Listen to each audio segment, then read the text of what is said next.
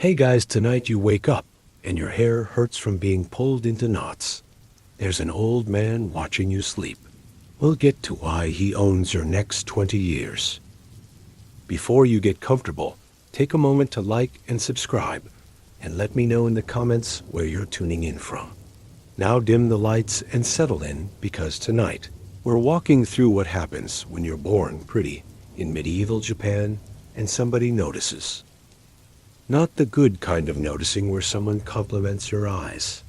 The kind where a Buddhist monk decides you'd look better in his bedroom than in your rice field. You're 12 years old and your father just sold you to a temple. Not metaphorically sold, actually sold. Money changed hands. There's a contract. Your new name is whatever flower the head priest thinks you look like. Congratulations. You're now property that happens to breathe. Your job title translates to beautiful youth, but what it means is you're going to spend the next 8 years learning that beauty is a currency you never asked to have. Let's be clear about something. When modern people think about ancient Japan, they picture samurai and honor and cherry blossoms. They don't picture you at 13 years old having your eyebrows shaved off and redrawn higher on your forehead, because that's what makes you look more feminine. They don't picture the white lead paint that's slowly poisoning your skin, because pale is profitable.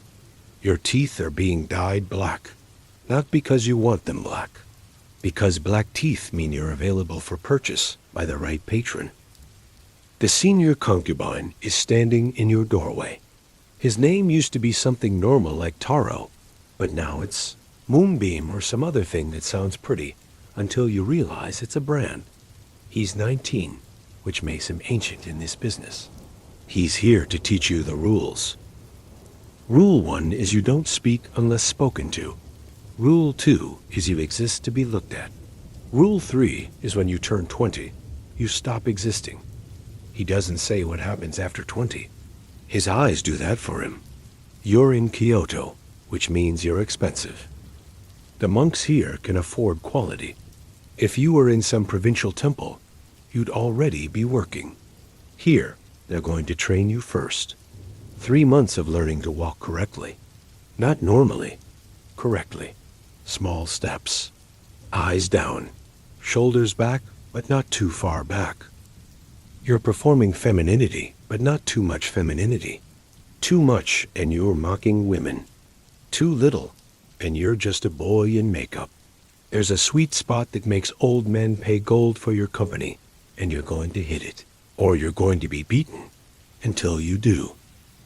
Your day starts at 4 in the morning, not because monks get up early for prayers, because your makeup takes 3 hours. First, the white base. It's made from lead and mercury. Your teacher tells you it'll make your skin perfect. He doesn't mention it'll also make your hair fall out by the time you're 18. Then the eyebrows. Shaved off completely. Painted back on with charcoal 2 inches higher than where nature put them. Your lips are painted small. Smaller than they actually are. You look perpetually surprised and slightly sad. That's the point. The clothing weighs more than you do. Layer after layer of silk. It costs more than your family's farm. You can't sit normally. You can't walk normally. You definitely can't run. That's also the point. You're decorative. Decorations don't run away. The senior concubine helps you dress the first few times. His hands shake. Not from nerves. From whatever the mercury in his makeup has done to his nervous system. He's been doing this for 7 years. His real teeth are gone. The black dye ate through the enamel. Now he has wooden teeth painted black. They click when he talks. Your first client is a warrior monk. That's a thing here. Monks who kill people professionally, but also maintain spiritual purity. The spiritual purity apparently includes you. He's 47 years old, and his idea of conversation is telling you about everyone he's killed while you pour his tea. Your wrist has to bend at exactly the right angle. The tea has to stop at exactly the right height in the cup. Too low, and you're insulting him. Too high, and you're presumptuous. The senior concubine taught you this for 6 weeks. 6 weeks of pouring water into cups until your arm cramped. Now you're pouring tea for a man who collects boy concubines like some people collect swords. He gives you a new name, Cherry Blossom. You're the 3rd cherry blossom he's had. The first one aged out at 20. The second one died from what everyone pretends was pneumonia, but was probably whatever disease you get from 40-year-old monks. You're not allowed to ask what happened to either of them. You're not allowed to ask anything. Questions make you less attractive. Your job is to be beautiful and quiet and grateful for the honor of being owned by someone important. The economics are simple. Your father got enough money to pay his taxes for 3 years. The temple gets a decoration that brings in donations from wealthy patrons. The patrons get you get food and shelter, and the promise that when you turn 20, they'll find you some kind of job, usually as a servant, sometimes as a lower-tier prostitute. If you're incredibly lucky, as an artist or musician, the senior concubine is learning to play the flute, not because he likes music, because it's the only skill that might keep him employed after next year when he ages out. Your education is specific. You learn poetry, but only the kind that sounds pretty when recited in a soft voice.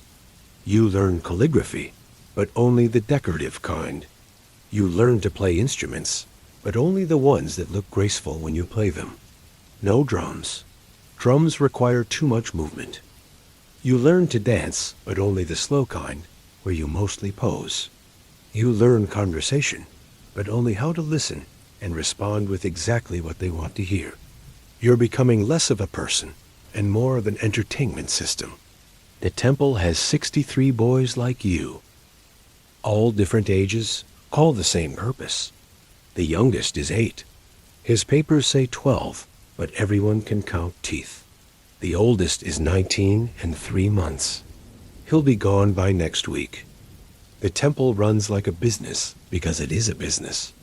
Boys are inventory. Patrons are customers. Beauty is the product. Everything else is just packaging. Each boy has a number and a flower name and a price. You're number 37. Cherry Blossom. Mid-range pricing. The numbers go on a board in the main office. Available. Occupied. Sick. Training. Dead. Your number moves between categories daily. The board is the first thing checked each morning. Who's available? Who's profitable? Who's costing more than they're earning? When your number stays in sick too long, you disappear. Nobody asks where? The temple is actually 5 buildings connected by covered walkways. The main temple where real monks pray. You're not allowed there. The training house where new boys learn to stop being human. The service house where clients are entertained. The sick house where boys go to either recover or die. And the discipline house that everyone pretends doesn't exist, but everyone knows about. You've been to 4 of the 5. The discipline house leaves marks that makeup can't cover. Your daily schedule is written on a board each morning. 7 a.m., client breakfast service. 8 a.m., music practice. 9 a.m., walking practice. 10 a.m., client tea service. 11 a.m., bathing. Noon, feeding time, not meal time, which isn't feeding wrong. Time. 1 p.m., like your animals, makeup repair. 2 p.m., client appointment. 4 p.m., client appointment. 6 p.m., client dinner service.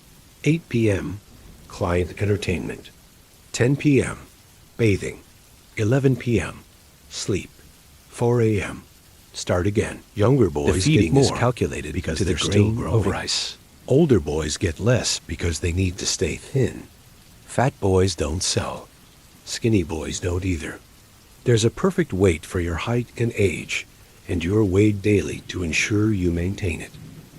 Too heavy and your rice is cut. Too light and you're force-fed sweet potatoes. The sweet potatoes are better than the rice, but the force feeding makes you vomit. Then you have to eat more to make up for what you lost. The other boys are competition and company, and the only people who understand. There's Plum Blossom, who's 14 and been here since he was 9. His parents died, and the temple bought him from relatives who needed money. He's beautiful in a way that makes clients pay extra. He's also dying faster than the rest of you. The more beautiful you are, the more clients you see. The more clients you see, the faster the poison works. He knows this. Counts his money obsessively. Plans to escape at 16. You both know he won't make it to 16. There's Jade Orchid, who's 16 and angry about everything. Angry at his parents for selling him. Angry at the temple for buying him. Angry at clients for wanting him. Angry at himself for surviving this long. The anger keeps him alive, but also gets him beaten regularly. Anger isn't attractive. He's learned to hide it behind dead eyes and a practiced smile. But sometimes, when the overseers aren't looking, you see him clench his fists so hard his nails draw blood. He uses the blood to write characters on the wall. Still alive, over and over. Still alive. Winter Jasmine is 12 and cries every night. Quietly, so the overseers don't hear. He misses his sisters. Had 4 of them. They didn't get sold because girls are worth more as wives than whores. The irony isn't lost on him. He would have been safer born female. Instead, he's here, learning to act female from men who want boys who act like girls. He stops crying after 6 months, not because he's adjusted, because he's run out of tears. You can actually run out. Your body only makes so many. Morning Glory is the newest. 10 years old, though his papers say 12. He believes this is temporary. His parents told him 3 years. You all know it's until 20 if he's lucky. If he's not lucky, it's until he dies, which might be the same thing. You're assigned to train him. Teach him to walk, paint his face, pour tea. You do it knowing you're teaching him to die slowly. But dying slowly is better than dying fast. Maybe. The clients have categories too. The regulars who book the same boys weekly. The tourists who want to try something exotic. The violent ones who pay extra for boys who won't report injuries. The gentle ones who pretend they're in love. The groups who want entertainment for parties. The secret ones who don't want anyone knowing they're here. Each type requires different skills. You learn to read them within seconds of meeting. Your survival depends on it. Mr. Tanaka comes every Tuesday. He's a rice merchant with a wife who doesn't know or pretends not to know. He likes you to wear pink and recite poetry about spring even in winter. He touches your hair for exactly 30 minutes, then leaves. Always 30 minutes. You count. Time moves differently when someone is touching you without permission. 30 minutes is 300 years. The warrior monk returns monthly. He's gotten more violent since your first meeting. Not hitting violent. Grabbing violent. Bruises where clothes cover them. The temple doesn't care as long as he pays and the marks don't show. You learn to position yourself, so his favorite grabbing spots are padded with extra fabric. It helps a little. Not enough. Never enough. There's a government official who doesn't touch at all. Just watches. You pour tea, and he watches. You walk, and he watches. You exist, and he watches. It should be easier than the touching, but it's not. Being watched like that makes you feel less human than being touched. At least touching acknowledges you have a body. Watching makes you into a painting. A moving painting, but still just something to observe. The worst clients are the ones who want you to pretend to enjoy it. Smile genuinely. Laugh naturally. Act like you chose this. Like you want to be here. Like you're grateful. Those performances are the hardest because they require you to betray yourself completely. At least with the violent ones, you're allowed to look unhappy. With these ones, your unhappiness is the problem they're paying to not see. Some clients bring gifts. Sweets you're not allowed to eat because they'll affect your weight. Flowers that remind you of the world outside. Books you can't read because education beyond entertainment isn't permitted. Small coins that you hide because saving money means you're planning to leave, and planning to leave means discipline. The gifts are poisoned kindness, reminders that you're human, but not human enough to make choices. Group entertainments are special hell. 5 or 6 clients, 3 or 4 boys. You perform tea ceremony while they get drunk. Recite poetry while they laugh at pronunciations you get wrong. Play music while they talk over it. Dance while they critique your body. By the end, someone always wants more than entertainment. Someone always pays for it. The other boys pretend not to notice who leaves with whom. Noticing means acknowledging. Acknowledging means feeling. Feeling means breaking. New boys arrive every month. Farm boys whose families chose taxes over sons. City boys whose parents had too many mouths. Orphans who had no one to protect them. Each one thinks they're different, special, that they'll escape or age out gracefully or be the exception. You thought that too. Every boy thinks that. Then the lead makeup starts taking your hair. The mercury starts making your hands shake. The reality sets in. There are no exceptions. Only timing. The doctor who visits weekly is supposed to keep you healthy. He doesn't. He keeps you functional. There's a difference. Healthy would mean stopping the lead makeup. Functional means treating the symptoms while the cause continues. He gives you pills for the shaking, pills for the hair loss, pills for the teeth decay, pills that cause other problems that need other pills. You're taking 12 pills a day by your second year. Half of them are poisoning you. The other half are treating the poisoning. None of them are healing anything. The bathing ritual is humiliating. Communal baths where you're washed like objects. The water is scalding hot to remove the makeup completely. Your skin is scrubbed raw. Every inch inspected for imperfections. Body hair removed with thread or tweezers, or sometimes burning chemicals that leave rashes. You're not allowed privacy. Privacy suggests you have something to hide. Everything about you is public property. After bathing comes the evening inspection. Stand in a line. Naked, cold, the overseer walks down checking for weight gain, bruises, signs of disease, signs of rebellion. He pinches skin to test elasticity, measures waists with a tape, checks teeth like your horses, makes notes on a clipboard. Too fat, too thin, skin too dry, teeth need attention. Everything about you reduced to maintenance notes. Your training includes things they don't tell your parents about. How to make your voice higher without sounding fake. How to giggle instead of laugh, because laughing shows too many teeth, and teeth are supposed to be black and perfect. How to eat just enough to stay soft, but not enough to get fat. The exact angle to tilt your head when listening. It's 45 degrees. Less and you look bored. More and you look simple. You practice in mirrors until your neck cramps. The morning routine never changes. Wake at 4. Empty your bladder in a pot because you're not allowed to leave your room until you're dressed. Wash your face with water that's been sitting out all night and is now ice cold. In winter, it has actual ice on top. You break through and splash it on your face anyway. Being cold wakes you up, and you need to be awake for the 3 hours of preparation ahead. First is hair. Your natural hair for now, though you know that won't last.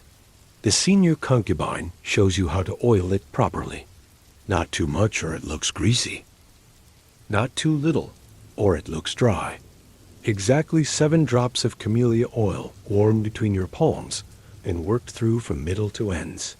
Never the roots. The roots need to look pure.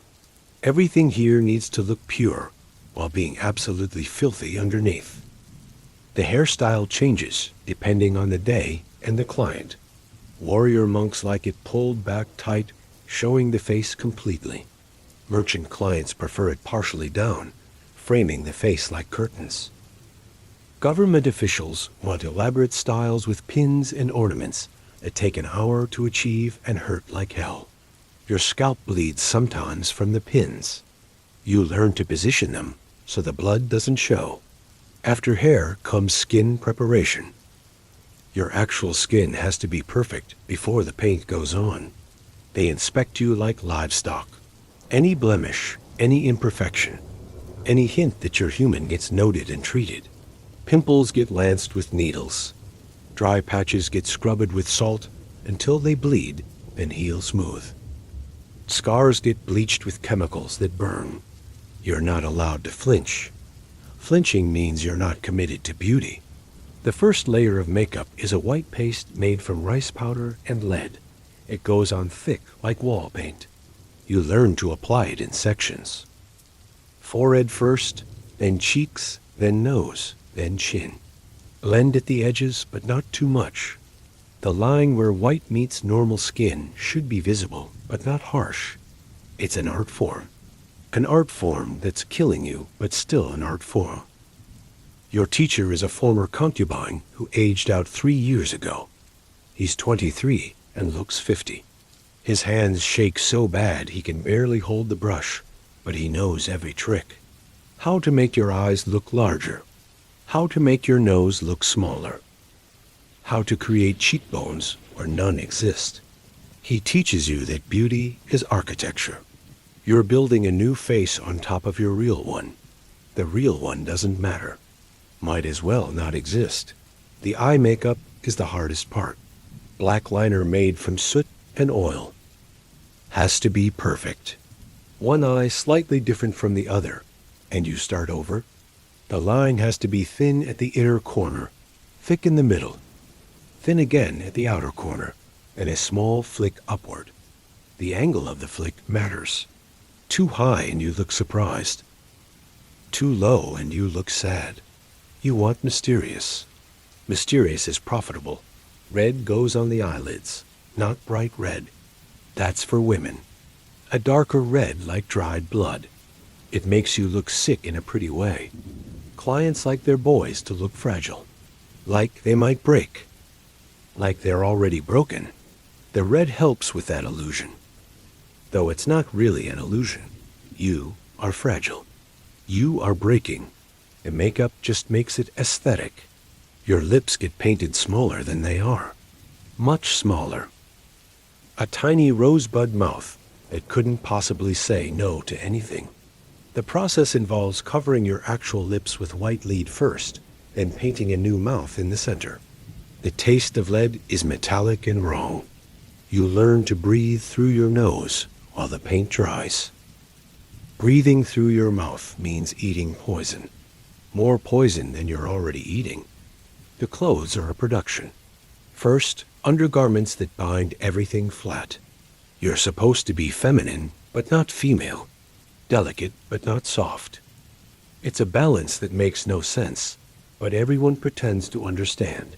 The bindings are so tight you can barely breathe. That's intentional. Shallow breathing makes you look perpetually nervous. Clients like nervous. Over the undergarments go layer after layer of silk. Each layer has a purpose. The first is white, for purity you don't have.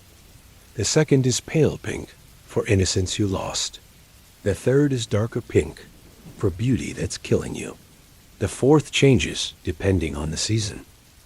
Blue for spring, green for summer, orange for fall, gray for winter. The final layer is whatever the client requested. If they didn't request anything, you wear purple. Purple is neutral. Purple is expensive. Purple is the color of bruises you're not supposed to have. The obi belt is torture. 20 feet of silk wrapped around your waist, so tight you see stars. It takes 2 people to tie it properly. One to hold you steady, one to wrap and pull. The knot has to be perfect. There are 47 different knots, and each means something different. Available, taken, expensive, cheap, new, experienced. You learn them all, even though you'll only ever wear 5 or 6. Knowledge is survival here. Walking in full dress is impossible at first. The clothes weigh 30 pounds. The shoes are wooden platforms that add 4 inches to your height, but make balance precarious. You practice walking for hours. Tiny steps, knees together, shoulders back, head tilted down but eyes looking up. The senior concubine makes you walk with a book on your head. If it falls, you start over. It falls hundreds of times before you get it right. Your training includes music, but not the kind you'd choose. The shamisen is acceptable because it looks elegant when you play it. Your fingers bleed from the strings at first. The teacher says blood means you're practicing correctly. The koto is better because you can sit while playing it. Sitting is a relief after standing in platforms for hours. You learn sad songs. Always sad? Happy music might exist here. Only melancholy and longing and songs about separated lovers. The irony that you're separated from everyone you love by being here is lost on no one. Dance training is specific. No sudden movements. No jumping. Nothing that could be considered masculine. You learn to move like water. Fluid and slow, and always toward the client. Your hands tell stories while your body stays still. The story is always the same. Desire you don't feel. Submission you have no choice in. Gratitude for being owned. The movements are so subtle that from far away it looks like you're barely moving. That's the point. Your decoration. Decorations don't dance. They pose in slightly different positions. Tea ceremony takes 3 months to learn properly. Not the religious kind. The entertaining kind. The angle of your wrist when you pour. The height of the stream. The sound it should make hitting the cup. Soft, but not silent. The steam should rise between you and the client, creating a veil. You practice with boiling water until your hands are covered in burns. Then you practice more. Burns heal. Imperfect service doesn't. You learn to eat in front of clients without actually eating, taking tiny bites that look normal but are really nothing. Chewing for exactly 12 seconds. Swallowing delicately. Never finishing anything. Always leaving precisely half on your plate. It signals that you're satisfied with less, that you don't need much, that maintaining you is cheap, even though it's not. There's a language to learn. Not Japanese. You already speak that. The language of concubines. How to say no while saying yes. How to show discomfort while smiling. How to ask for help without words, because words get you beaten. A finger position that means you're in pain. An eye movement that means the client is getting violent. A way of pouring tea that signals to other boys that you need intervention. None of it works, but you learn it anyway. The illusion of communication between people who aren't allowed to communicate. Your education includes history, but only the parts that make you better decoration. Poetry from the Heian period. Love stories from centuries ago. The names of flowers and what they symbolize. Cherry blossoms mean life is brief. Chrysanthemums mean death. Lotus means purity you'll never have. You memorize hundreds of flowers and their meanings. Clients give you flowers sometimes. It's never random. A client who gives you chrysanthemums is telling you something. You're supposed to understand and be grateful. The sexual education is clinical. A doctor explains anatomy using wooden models. Where to touch, how to move, what causes pleasure versus pain. The line between them is thinner than you'd think. You practice on pillows first, then on other boys who are also practicing. It's mechanical, empty. 2 children learning to perform intimacy They don't understand for adults who should know better.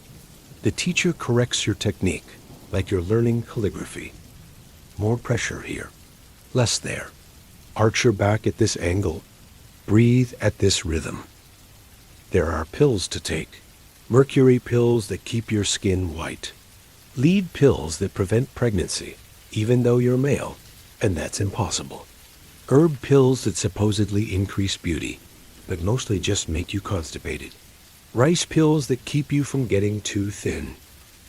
Every morning, 7 pills with tea that tastes like metal. Every evening, 5 more. You don't know what most of them do. Taking them is mandatory. Refusing means no food. So you take them and feel your body change in ways that seem wrong. The clients start visiting before you're ready. You're still learning to pour tea, and already someone is paying to watch you practice. He's 50-something and smells like fish. Owns a fishing fleet apparently. Has a wife and 6 children and you. Your dessert after his family meal. He watches you practice walking for an hour. Doesn't touch. Just watches. Pays extra for you to cry. Not sob, just single tears. You learn to cry on command by thinking about your mother. Later you don't need to think about anything. The tears just come. The food is calculated. Rice with vegetables. Nothing that causes gas or bad breath. Fish once a week for the oils that keep skin clear. No garlic, no onions, nothing that makes you smell human. They weigh you every 3 days. Too heavy and your portions shrink. Too light and they force feed you sweet potato until you're the right kind of soft. Your body isn't yours. It belongs to whoever's paying. There's a catalog. An actual book with drawings of boys and their specialties. You're listed on page 12. Cherry Blossom, age 13. Skills include poetry recitation and tea ceremony. Available Tuesday through Sunday. Rates negotiable for extended bookings. There's a sketch of you that looks nothing like you, but everything like what clients want you to be. Delicate, feminine, empty. The real you is already disappearing. Your room is 3 feet by 6 feet. Just enough space for a sleeping mat and a small box for your things. You don't have things. You have the clothes they give you, the makeup they provide, and the 37 coins the dying senior concubine left you. The walls are paper thin. You can hear everything. The boy next door crying himself to sleep. The boy across the hall practicing his fake giggle. The senior concubines teaching newer boys to disappear into themselves. Privacy doesn't exist here. Neither does dignity. The bathing ritual takes 2 hours. Not because you're dirty, but because you need to be perfect. The water has to be exactly the right temperature, or it affects your skin tone. You scrub with rice bran until your skin is raw, then smooth. Every hair below your eyebrows gets removed. Tweezers for the visible ones. Thread for the tiny ones you can't see, but clients might feel. Your body becomes a performance that never stops. Even sleeping has rules. Don't sleep on your face. It causes wrinkles. Don't sleep on your side. It makes your makeup uneven in the morning. There's a doctor who visits weekly. Not for health. For aesthetics. He checks if your skin is clear, if your weight is right, if there are any marks that need hiding. He gives you powder made from nightingale droppings for your complexion. Mercury pills for keeping your skin light. Lead powder for covering imperfections. Every treatment is poison, but poison that makes you pretty is considered medicine here. The senior concubine who's training you is named Mountain Snow. He chose it himself when his original name was taken. He tells you at night, when no one's listening, that he had a sister. She thinks he's dead. It's easier that way. He shows you letters he writes, but never sends. They all start the same way. I'm still alive, but he never finishes the sentence. What would he say? I'm still alive, but I'm not your brother anymore. I'm still alive, but I belong to men older than father? I'm still alive, but I won't be much longer. You learn the client types. The violent ones who leave marks you have to cover. The gentle ones who pretend they're in love with you. The ones who just want to look, which sounds better until you realize being stared at for hours is its own kind of violence. The ones who want you to pretend to be even younger. The ones who want you to fight back so they can overpower you. Each type requires different skills. You learn them all because refusing means not eating. Your second client is a merchant, rich from selling rice during the famine. He smells like sour wine, and his hands are always damp. He likes you to sing while he touches your hair. The songs are about boats and water and lovers separated by distance. You don't understand the words, they're in Chinese, but you memorize the sounds and perform them like you mean them. He pays extra for enthusiasm you don't feel. The hierarchy among boys is vicious. The prettier ones get better food, better clothes, better clients who tip. The ordinary ones fight for scraps. You're in the middle, pretty enough to avoid the worst clients, not pretty enough for the best ones. Mountain snow tells you this is the safest place to be. The beautiful ones break faster. The ugly ones disappear. The middle ones might actually survive to 20. There's a boy named River Jade, who everyone knows won't make it. He's too beautiful, too delicate, too perfect. Clients bid wars over him. He's 13 and already looks dead behind the eyes. Mountain snow tries to protect him, but there's no protecting anyone here. Just degrees of damage. River Jade stops eating after 3 months. They force feed him, but he throws it up. He weighs less than the silk he wears. One morning he's gone. They say he went to another temple. Everyone knows he's in the river his name predicted. Your patron likes to dress you in different costumes. Shrine maiden one day, court lady the next.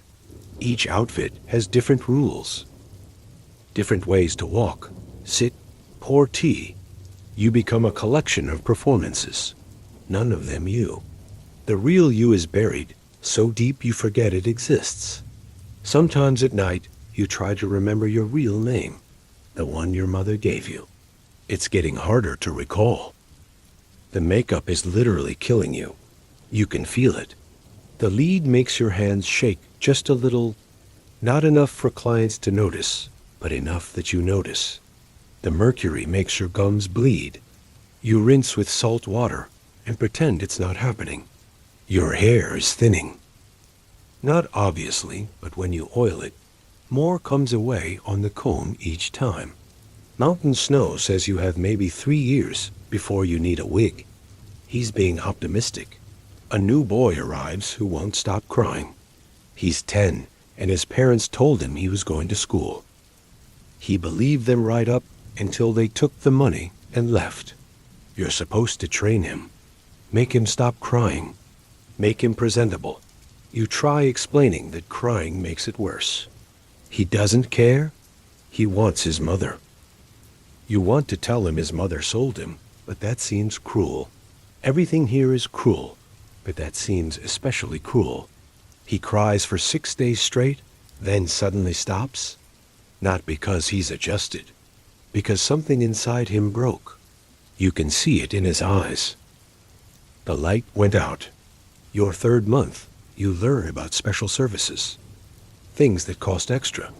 Things the temple pretends don't happen. The senior concubines teach you in whispers. How to hide bruises.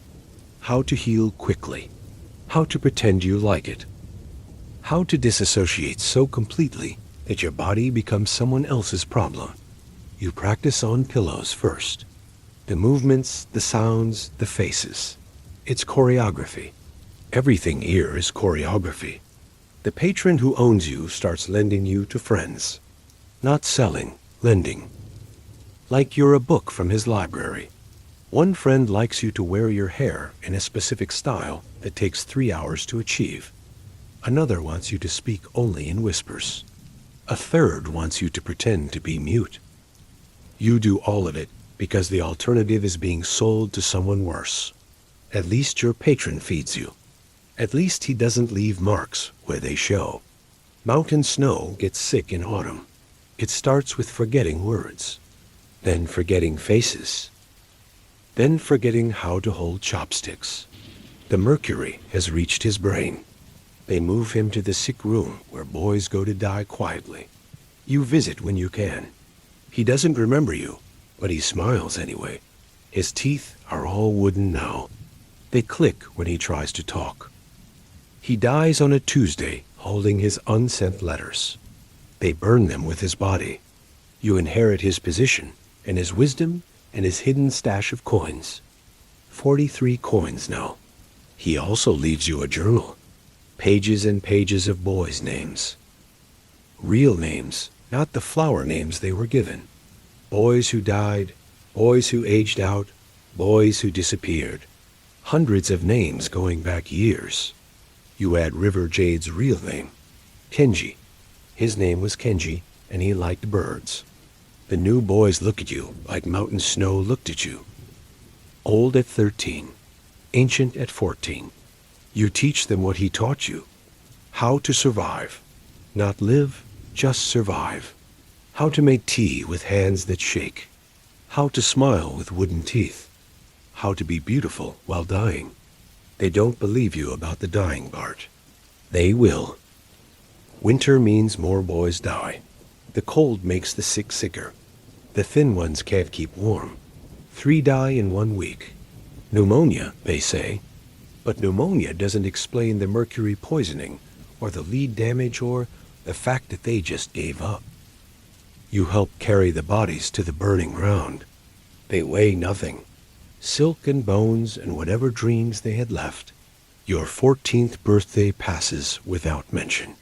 You've been here 2 years. 2 years of paint and poison and pretending. Your real teeth are starting to hurt. The black dye is eating through the enamel, just like mountain snow warned.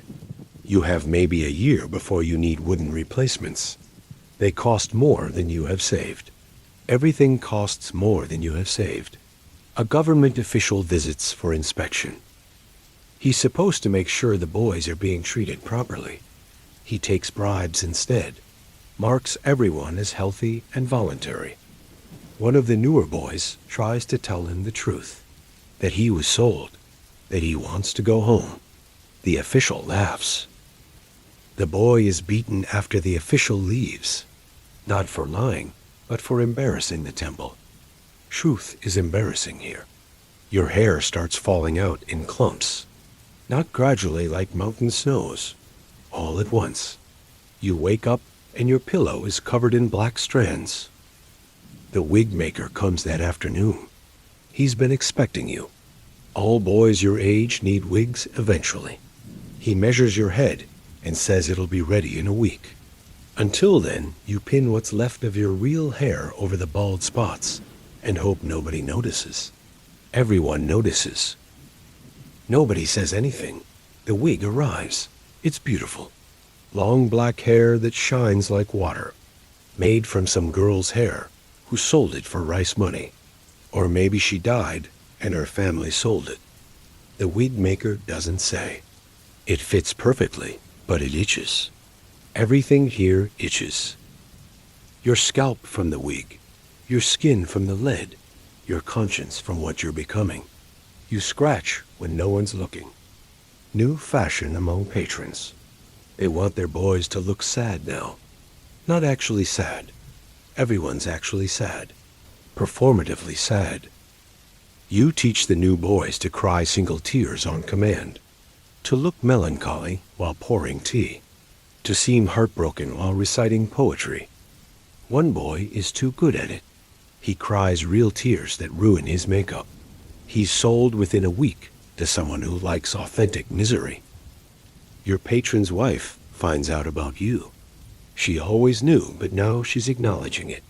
She wants you gone. Your patron refuses. She makes his life difficult. He makes yours worse. Longer hours, less food, cheaper clothes. You're being punished for existing. For being something he bought, but she has to see. The mathematics of marriage and boy concubines are complex. You always lose. Spring brings new boys and new diseases.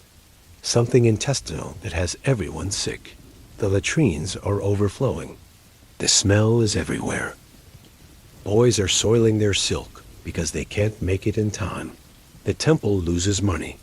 Sick boys aren't attractive. The doctor gives everyone the same medicine. Rice water and prayers. Half recover, half don't. You're somehow in the recovering half. Your 15th birthday makes you middle management. You're in charge of 12 younger boys now, making sure their makeup is right, their clothes are clean, their performances are convincing. You're 15 and managing child prostitutes for monks who call it mentorship. The irony would be funny if it wasn't your actual life. One of your boys runs away, makes it to the city gates before they catch him. They beat him in the courtyard while everyone watches. His back looks like raw meat. You're the one who has to clean him up after. Put makeup over the wounds. Get him ready for his next client. He can barely walk, but walking isn't what clients pay for. He tries to run again a month later. This time they don't bring him back. The war up north means soldiers everywhere. They have money and appetites, and no time for the ceremony regular clients expect. They want quick service. Your days get longer. 4 clients, 5 clients, 6 on busy days. Your body becomes a commodity traded by the hour. You stop counting. Numbers make it real, and real is unbearable. Your teeth pain becomes unbearable. Can't eat solid food. The wooden teeth are no longer optional. But you're in debt from the wig. The temple offers a loan. High interest. You'll be paying it off past 20 if you live that long. You take it because the pain is making you crazy. The dentist pulls your remaining real teeth without anything for pain. You pass out. Wake up with wooden teeth that taste like blood. Summer is hell with a wig. The sweat makes it slip. You pin it so tight you get headaches. The makeup runs no matter how much powder you use. Clients complain you're not as pretty as your picture in the catalog. You want to tell them the catalog was drawn 2 years ago, before the poison got this bad. You apologize instead. Always apologize. For sweating, for aging, for existing. A rich woman wants to hire you to train her daughter. Not in sex. In entertainment, music, poetry, the art of conversation. Her daughter is 13, same age you were when you started. She looks at you with disgust and fascination. You teach her to pour tea properly, hold a fan, recite poetry she doesn't understand. Her mother pays in food, real food, vegetables and meat. Your stomach doesn't know what to do with it. The new boys are younger every month, 8, 9, 10 years old. Their papers say 12, but everyone can count ribs. They're cheaper because families are desperate. The war takes rice and sons. Sometimes it's easier to sell the sons than lose the rice. You train them to be older, to walk like they're not children, to serve tea like they understand why they're here. They don't understand. They never understand until it's too late. Your patron gets sick. His liver is failing. 40 years of drinking finally catching up. His son starts taking over. The son who asked if he could do tricks when he was 13. He's 18 now, and he looks at you like furniture he inherited. Furniture that costs money to maintain. He's calculating whether you're worth keeping. You're 15. You have maybe 2 good years left. He decides you're barely worth it. A new boy arrives who's actually beautiful. Not pretty, beautiful. The kind that makes everyone stop and stare. He's 11 and already broken. Someone trained him before here. You don't ask who or where. His eyes tell you enough. He knows all the poses, all the phrases, all the ways to disappear inside himself. He'll bring in more money than all of you combined. He'll also be dead within a year. Perfect things don't survive here. Your patron dies on a Wednesday. His son inherits everything immediately. You're moved to a smaller room. Your silk clothes are replaced with cheaper ones. Your food is cut in half. You're being devalued in real time. The son doesn't want poetry or tea ceremony. He wants silence while he complains about his wife not understanding him. You provide silence. It's easier than poetry anyway. The beautiful boy stops eating. Slowly at first, then completely. You're supposed to force him. You don't. You've seen this before. The body's final protest. He gets thinner and thinner until he's just silk draped over bones. One morning, he doesn't wake up. They replace him the same day. The new boy isn't as beautiful, but he'll last longer. Lasting is more profitable than beauty. Your skin is cracking. The lead has dried it out completely. You look like old paper.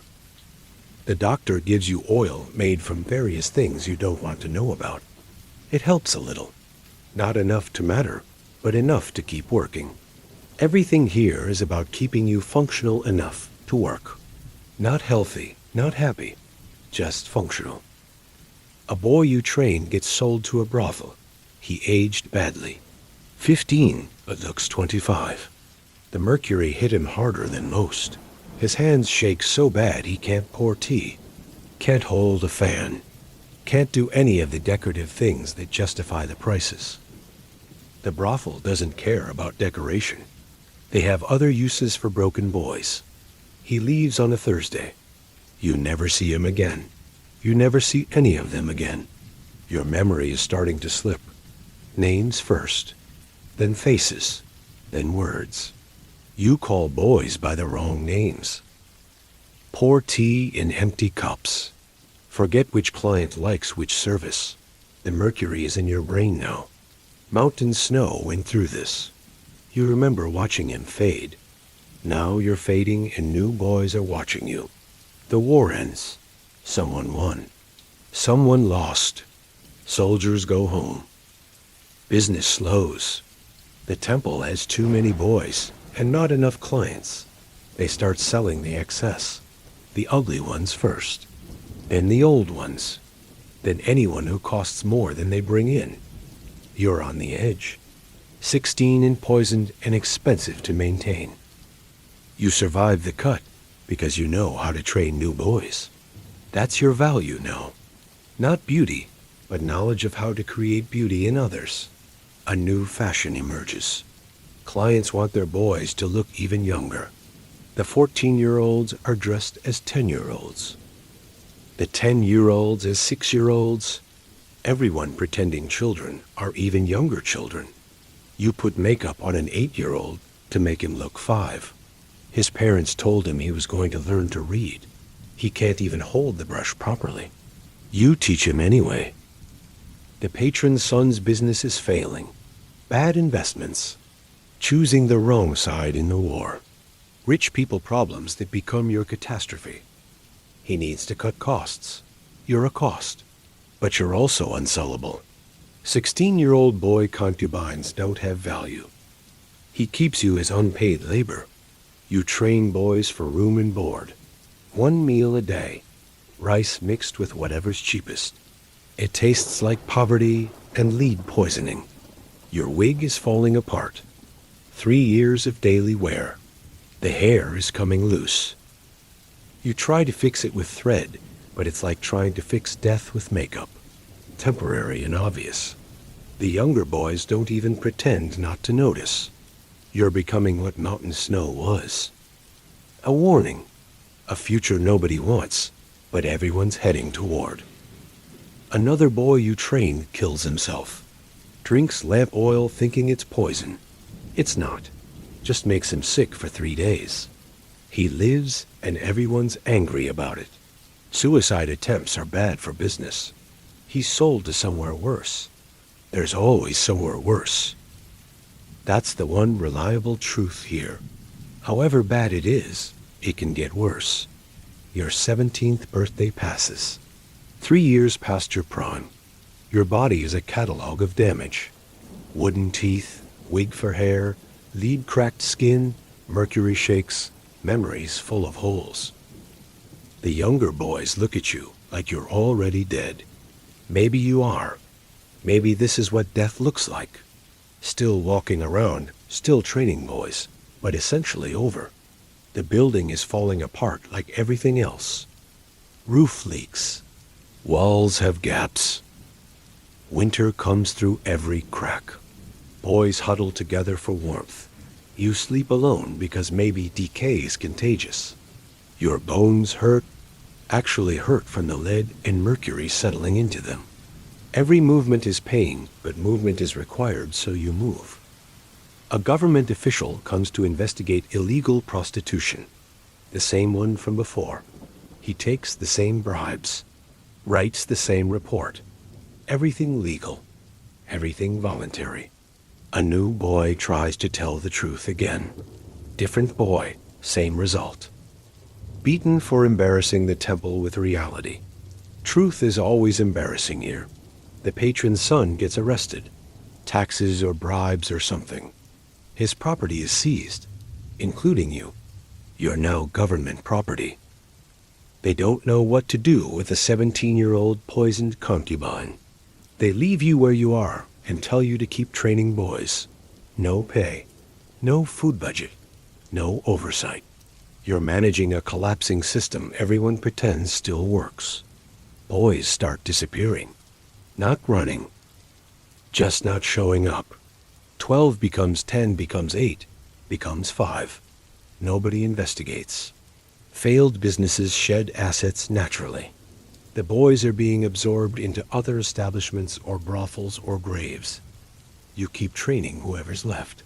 What else would you do? You've been painting faces since you were 12. It's all you know. A young merchant wants to buy one of the remaining boys, the smart one who reminds you of yourself. The boy is careful, saves every coin, learns actual skills. He might survive this. The merchant seems decent. Pays on time, doesn't hit. You teach the boy everything that might help him escape eventually. He listens like his life depends on it. It does. Spring brings disease that kills 2 boys in 3 days. The authorities quarantine the building. No clients for 2 weeks. No clients means no money, means no food. Everyone who isn't sick is starving. Everyone who is sick is dying. You're somehow neither, just existing in the in-between. Too damaged to die quickly, too stubborn to die conveniently. The quarantine ends. Half the boys are gone. Dead or escaped while everyone was distracted. The building is essentially abandoned. You and 3 boys in a space that held 20. The smart boys merchant offers to buy you too. Not as a concubine, as a servant. Someone to clean and exist in the background. You take it. Furniture doesn't need teeth or hair or dignity. The transition is strange. Same building, different room. Cotton instead of silk. No makeup, just your actual face, which is somehow worse. The mercury damage is obvious in daylight. Gray skin, shaking hands, forgetting words mid-sentence. The smart boy pretends not to notice. His patron pretends you're invisible. Invisible is better than decorated. Your days are different now. Wake, cook, clean, disappear. No more painting faces or teaching boys to pour tea. Just actual work with actual results. It's harder physically, but easier mentally. Floors don't care if your eyebrows are the right shape. Dishes don't judge your performance. You're 18 and finally allowed to be ugly. The smart boy asks about your family one night. You tell him they're dead. Easier than explaining. He tells you about his. Fisherman with too many sons. He was the prettiest, so he got sold. He envies his brothers hauling nets. You tell him not to. Hauling nets breaks your back. This life breaks everything else. Both systems are designed to use up boys. News arrives that the war is starting again. Different sides, same dead boys. The smart boy's patron is worried about conscription. The smart boy is worried about competition for his patron's attention. You're worried about nothing. Worry requires future, and you don't have one. You cook rice and pretend your hands don't shake so badly, you drop half of it. You develop a cough that won't go away. Your lungs giving up after years of incense and lead dust. The smart boy brings medicine, real medicine. It helps a little, not enough to matter, but enough to show he cares about having someone to cook for him. Or maybe he actually cares. Hard to tell. Caring looks like self-interest here. The building next door opens as a new concubine house. Fresh boys arriving daily. 10, 11, 12 years old. You watch them through the window. Same confusion you had. Same hope that this is temporary. You want to warn them, but what would you say? That in 6 years they'll be bald and toothless and grateful to be furniture? They wouldn't believe you. Your 19th birthday arrives. Someone mentions it's been 2 years since you started serving. 2 years of invisibility. You've saved nothing because servants don't get paid in money. They get paid in not dying on the street. It's enough. More than most broken concubines get. The patron gets married. His wife is 16 and knows about the smart boy. Doesn't care as long as he's discreet. She knows about you too. Does care because servants cost money. She wants you gone. The patron negotiates. You can stay, but your food is halved. Rice mixed with sawdust. It fills the stomach even if it provides nothing. The smart boy is aging out of attractiveness. 15 and starting to show the damage. His patron visits less. The wife is pregnant. Soon there will be children and legitimate heirs. The smart boy knows his time is limited. He's saved almost enough to escape. 6 more months maybe. You help him plan. Which city to go to. What trade to claim. How to explain the gap in his history. The mercury poisoning gets worse. Your hands shake so badly you can barely hold things. Your memory has holes. You forget the smart boy's name. Call him Mountain Snow sometimes. River, Jade, others. He answers to all of them. All the names mean the same thing anyway. Pretty words for broken children. The establishment next door burns down. Middle of the night. 7 boys dead, 3 missing. Everyone says accident. But accidents don't happen that conveniently when owners have debts. The missing boys are either free or in the river. Nobody looks either way. The building smokes for days. The smell reminds you of everything that burns here eventually. The smart boy's patron brings friends home. They want to see his collection. One boy isn't a collection, but apparently it is if the boy is decorative enough. The smart boy serves tea while they discuss his training like he's a show animal. One friend offers to buy him. The patron considers it. Respectability is expensive, and boys are currency. Your cough gets worse. Blood now? The smart boy notices, but says nothing. What's there to say? You're 19 and dying system by system. Lungs now. Liver next. The mercury takes everything eventually. You keep cooking and cleaning because stopping means dying faster. A doctor visits for the pregnant wife. The smart boy convinces him to look at you. The doctor says mercury poisoning like it's news. Prescribes rest and clean air.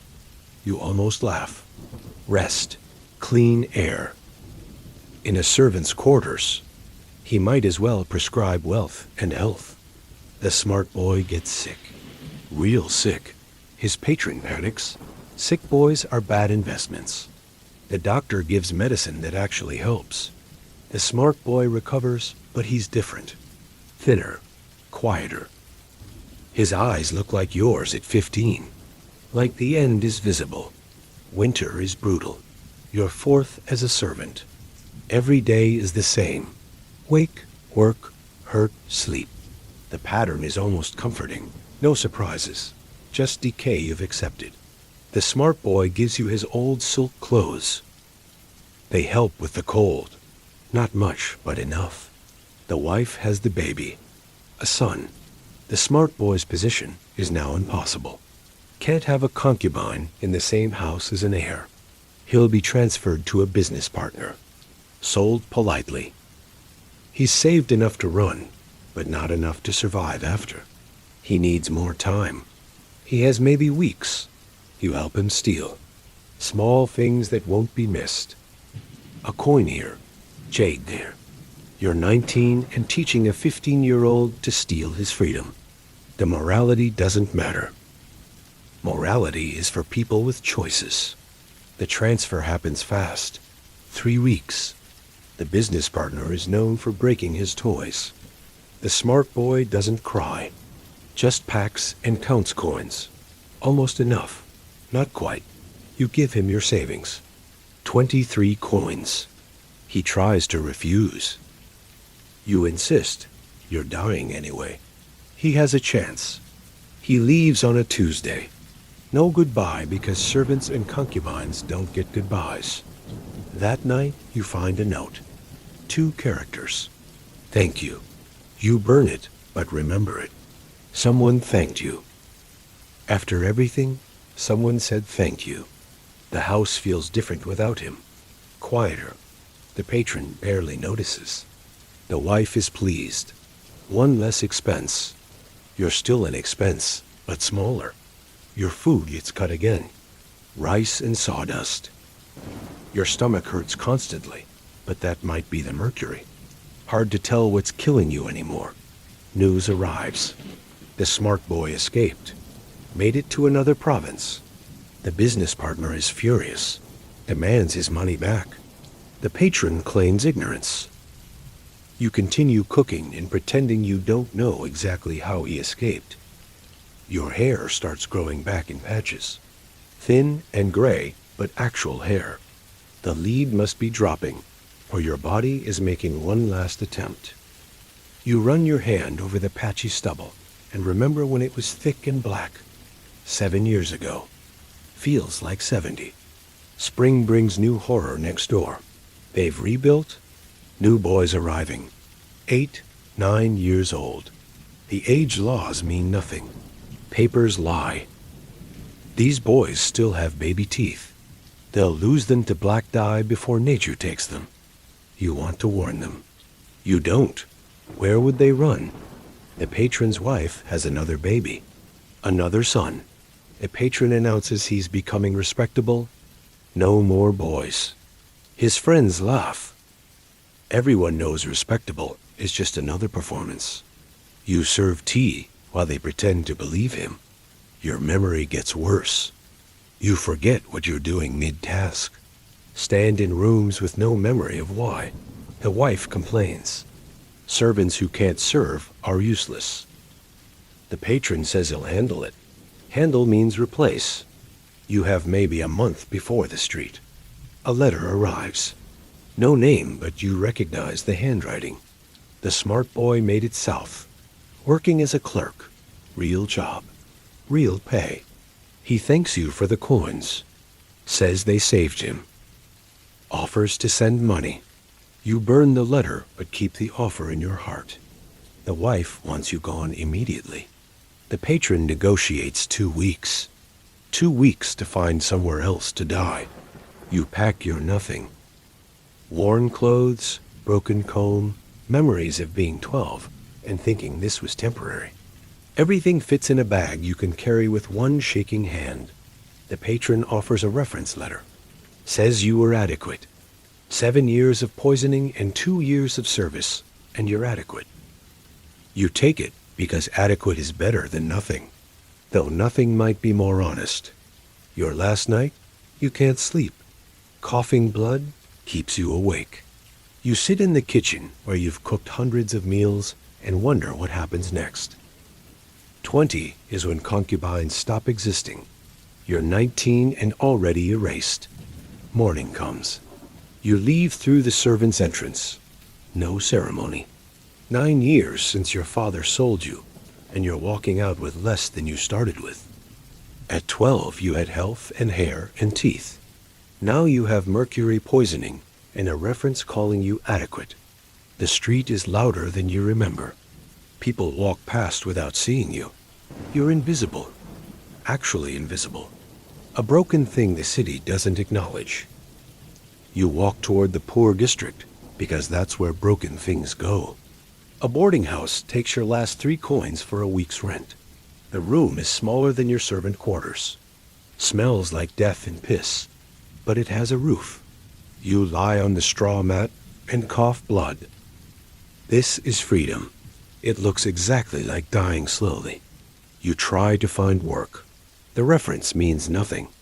Nobody wants a 19-year-old who looks 50 and shakes. One merchant takes pity, offers you work loading crates. You last 2 hours before collapsing.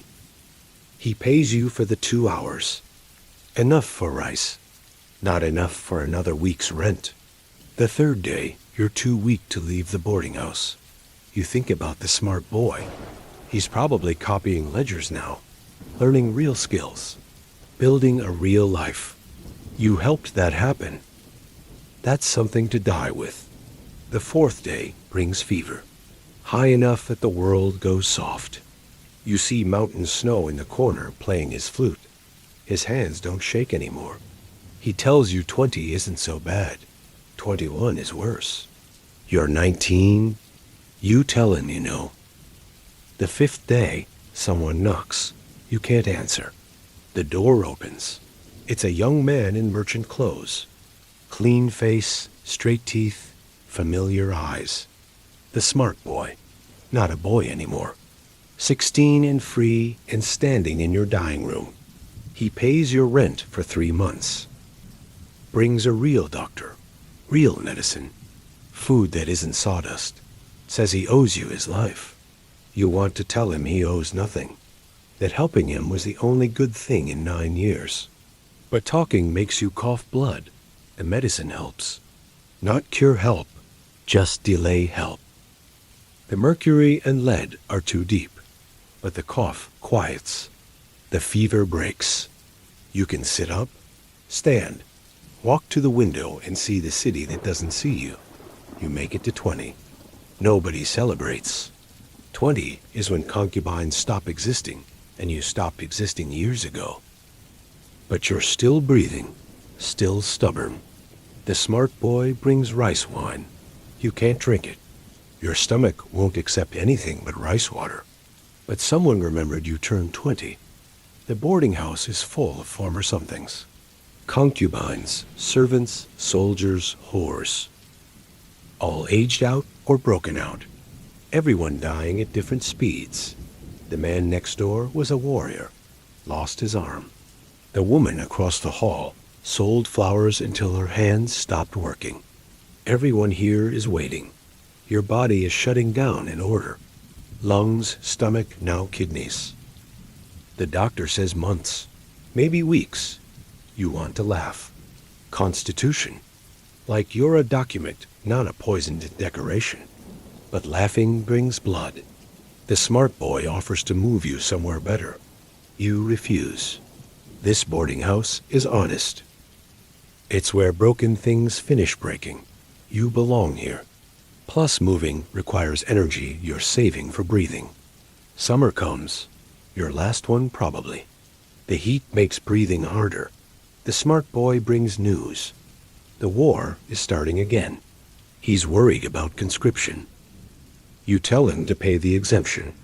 He has money now. Real money. He can afford to not die for someone else's argument. A new boy moves into the boarding house. Former concubine.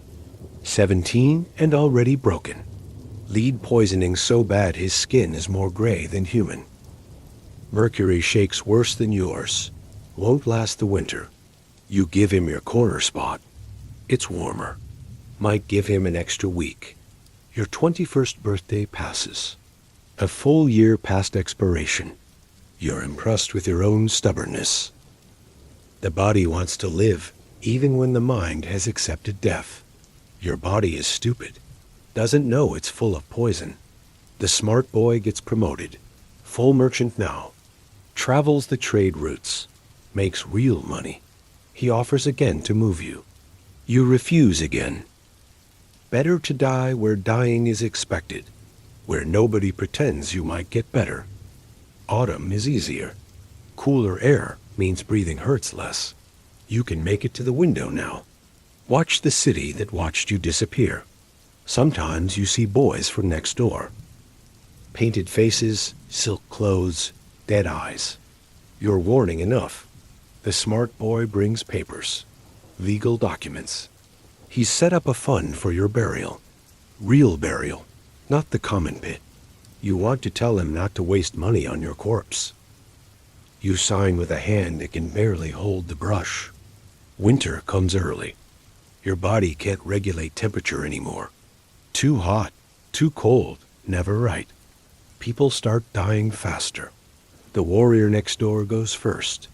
Then the flower woman.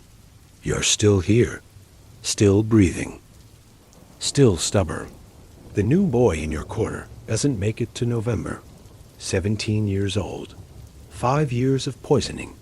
You watch them carry him out. Tomorrow someone else will have the corner. The cycle continues. You start coughing chunks. Not blood. Actual lung tissue. Pink and gray pieces that should be inside. The doctor says days now. Maybe a week. Your organs are liquefying. That's what mercury does eventually. The smart boy visits for what you both know is the last time. He's leaving south permanently. Safe from conscription. Safe from the past. He leaves money for medicine to make dying easier. You take it because refusing takes energy you don't have. The last day is quiet. No dramatic ending. Just systems shutting down one by one. Breathing becomes work. Then impossible work. Then impossible. Your last thought is about being 12. Standing in the temple thinking 3 years wasn't so long. You are wrong about everything except one thing. You survived. Past 20. Past 21. You die on a Tuesday. Same day Mountain Snow died.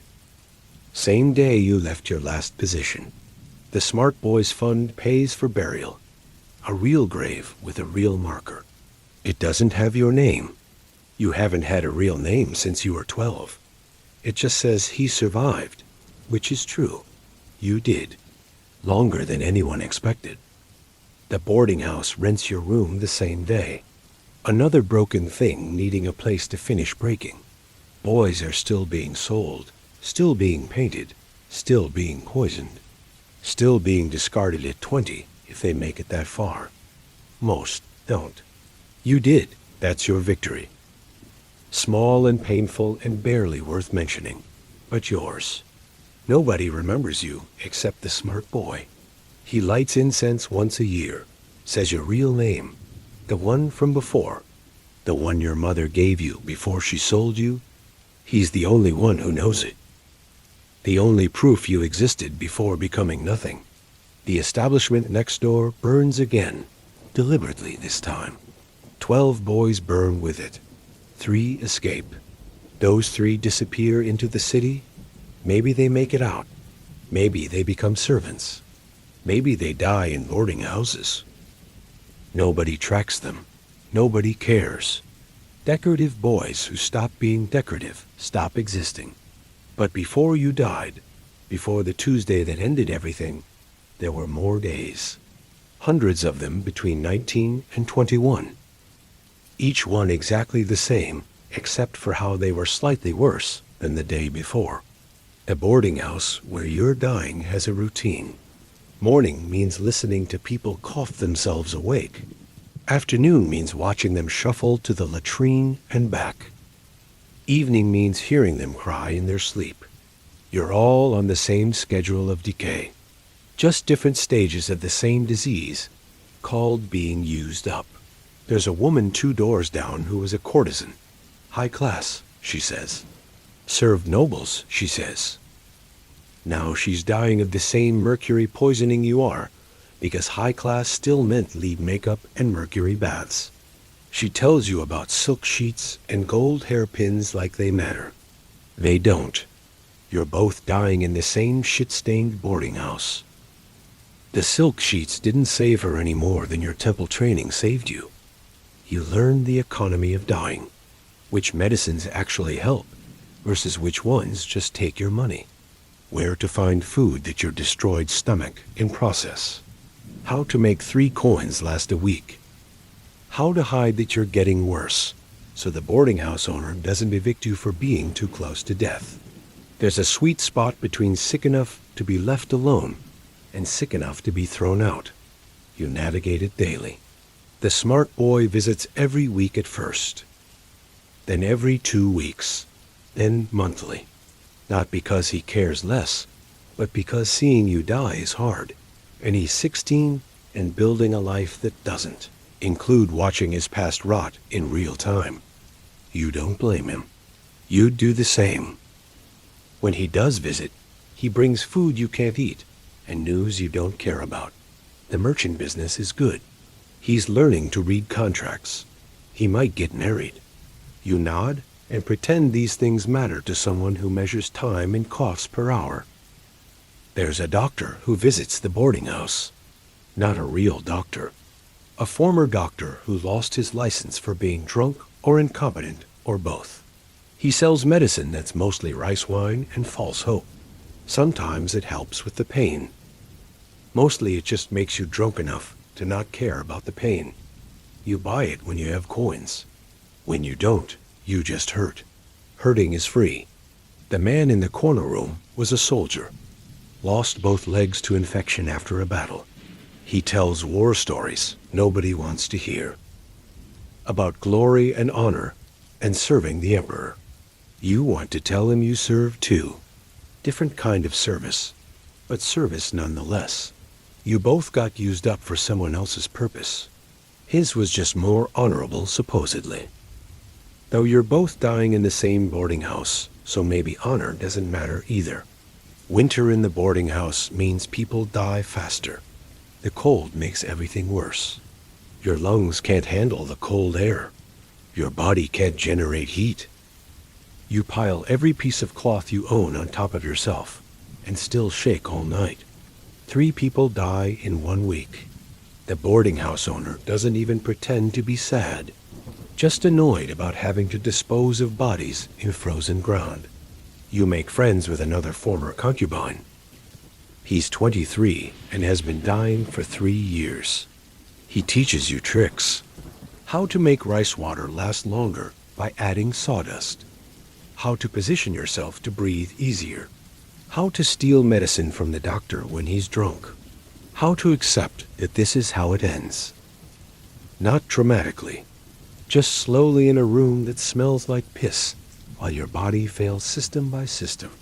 The smart boy brings news that your former patron's son has died, executed for embezzlement or treason or something.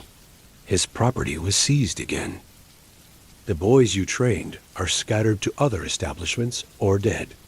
The building is empty. You feel nothing about this news. Maybe you should feel vindication or sadness or something. But feeling requires energy, and you're saving that for breathing. Spring means new diseases in the boarding house. Something intestinal that has everyone shitting themselves. You're too constipated from the medicine to get it. Small mercy. You watch others soil themselves because they can't make it to the latrine in time. The smell is everywhere. The boarding house owner threatens to evict anyone who can't control themselves. As if control is something any of you have. A missionary comes to the boarding house. Wants to save your souls. Talks about afterlife and redemption and forgiveness. The former courtesan laughs until she coughs blood. The soldier tells him to fuck off. You just close your eyes and pretend to be asleep. He leaves pamphlets nobody can read. You use yours to plug a crack in the wall where wind comes through. Your teeth situation gets worse. The wooden ones are rotting. Yes, even fake teeth rot when you're this sick. They taste like death and make eating even harder. The smart boy offers to buy you new ones. You refuse. What's the point? You'll be dead before they're made. Keep the money. Buy something for your new life. Don't waste it on my old death. The boarding house gets a new resident. A boy who aged out last month. 20 years old, looks 40. The mercury hit him hard and fast. He has maybe weeks. He takes the room next to yours. You hear him crying at night. Not sad crying, angry crying. The kind that comes from realizing you were sold a lie about temporary suffering. It was never temporary. It was always forever. Just different kinds of forever. Summer makes the smell worse. Everything rotting faster in the heat. The latrine overflows. Flies everywhere. The boarding house owner stops pretending to clean. Why bother? You're all dying anyway. The flies will outlive all of you. You spend days too weak to move, watching flies land on your face. Too tired to brush them away. They tickle, but swatting requires movement, and movement requires energy you don't have. The smart boy gets engaged to the merchant's daughter. She's 14 and pretty, and has never been sold to anyone. He shows you a picture. She looks happy. He looks like he's performing happiness.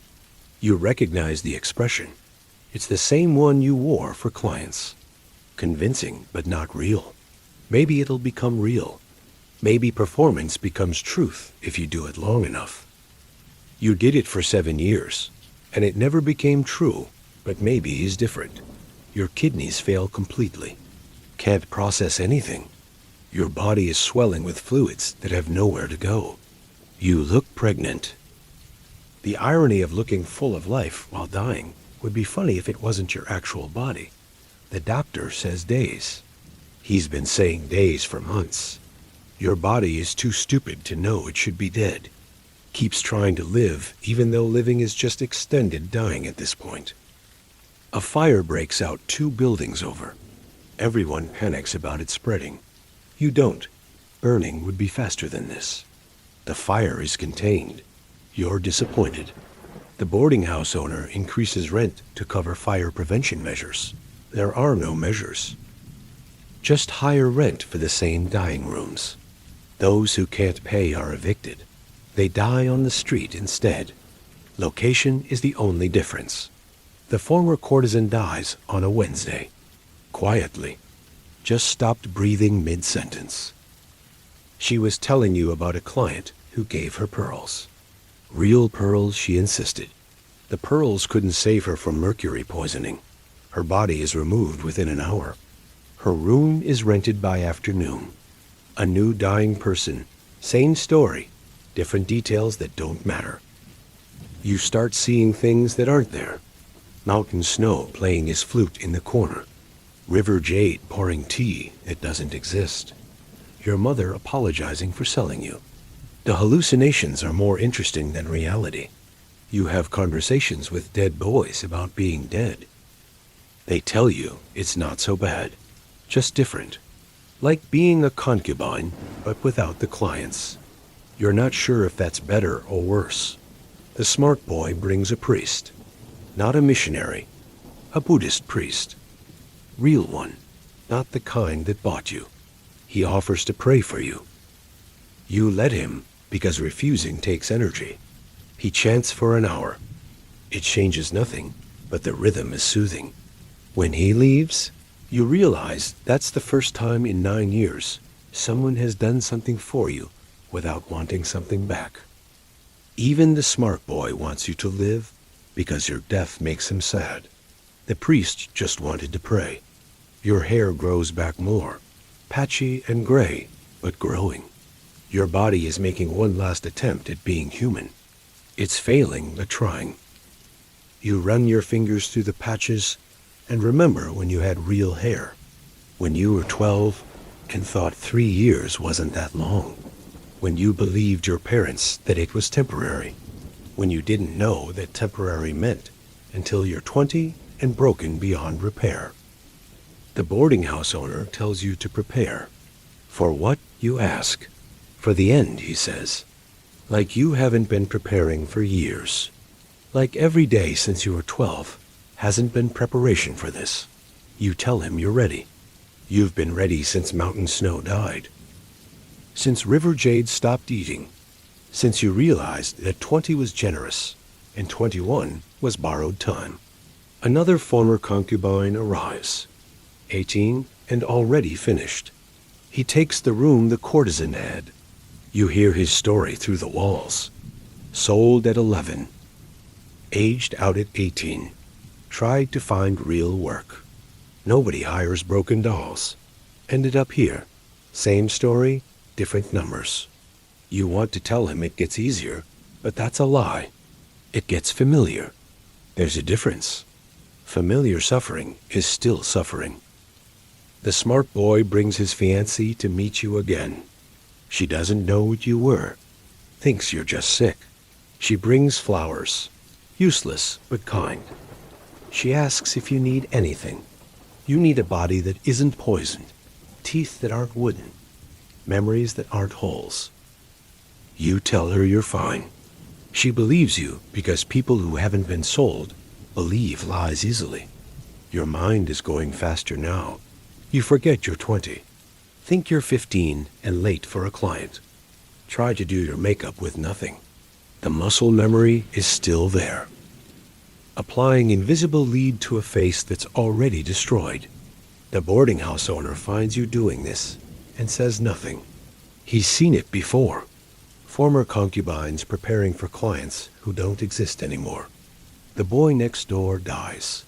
The 20-year-old who cried angry tears. He lasted 3 weeks. The boarding house owner is annoyed. Quick deaths are bad for business. He prefers the slow ones who pay rent for months while dying. You're a good tenant. Been dying for over a year. Paying rent the whole time. Well, the smart boy has been paying. Same thing from the owner's perspective. Autumn brings a plague to the city. Something respiratory that kills within days. The boarding house is quarantined. Nobody in or out. This should be terrifying, but you're already dying. What's another disease? You don't catch it. Your body is too busy dying of mercury, poisoning to bother with plague. The irony is perfect. Too poisoned to get sick. Too sick to get sicker. The smart boy can't visit during quarantine. Sends money with a messenger. The boarding house owner takes half. Claims it's for medical supplies. There are no supplies. Just his pocket getting fatter while you get thinner. You don't complain. Complaining requires energy, and you're down to breathing and occasionally blinking. During quarantine, 5 people die. Not from plague. From the usual, mercury, lead, starvation, giving up. The bodies pile up because they can't be removed. The smell is indescribable. You've smelled death before, but not 5 bodies worth rotting in autumn heat. It gets in your throat. Tastes like sweet metal.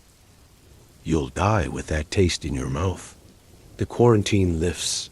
The bodies are removed. New dying people move in immediately. The cycle continues. Always new broken things to replace the broken things that finally broke completely. You wonder who will take your room. Another former concubine, probably. Maybe one of the boys you trained, if any of them are still alive. The smart boy visits after quarantine. He looks older. Not from time, but from watching you die. He brings food and medicine and guilt. The guilt is heaviest. You want to tell him you chose to help him, that his escape was the only good thing you did. That dying knowing he's free is better than dying knowing you're both still trapped. You can't form the words. Just pat his hand with your swollen fingers. Winter comes early again. October and already freezing. Your 20th birthday is soon.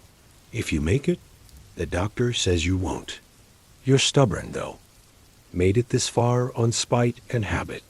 Might make it a few weeks more, just to prove the doctor wrong. He's been wrong about everything else. Wrong about days, wrong about weeks. Maybe wrong about months, too. The boarding house, it's colder. The owner stops providing even basic heat. Says coal is too expensive. Really, he's just waiting for winter to kill off the expensive tenants.